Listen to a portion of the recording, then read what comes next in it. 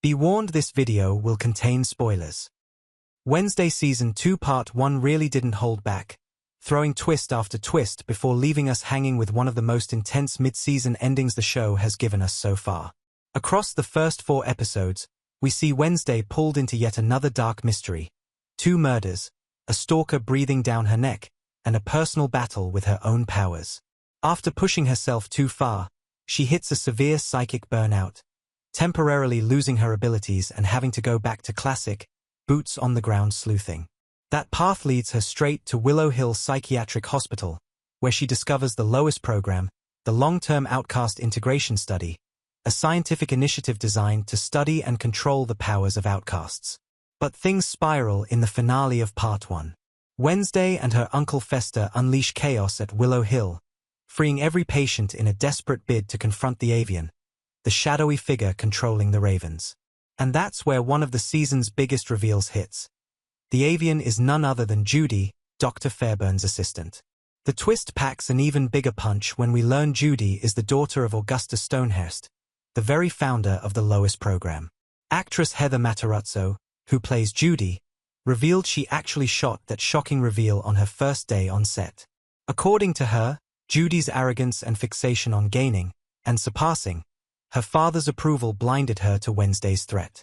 She even kept her father locked up in Willow Hill instead of killing him, showing how twisted and calculated her motivations were. Showrunner Miles Miller added that Judy and Stonehurst's backstory loops back to Nevermore itself.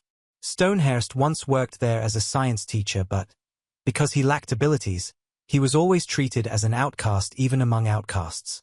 Judy inherited that lack of powers, giving her a bitter connection to the school's history. The tangled family and institutional drama deepens the mystery of where all this is headed in Part 2. Meanwhile, another piece of the puzzle involves Marilyn Thornhill, who's attacked by Tyler. But the showrunners are playing coy here, warning us that not everything about the Hyde and Master dynamic is as it appears. Tyler's in a fragile state by the end, and his future feels unpredictable. Wednesday, for her part, is left staring down the reality that she might have made things much, much worse. The liberation of Willow Hill could unleash even more chaos, and the fate of Aunt Ophelia still lingers like a shadow.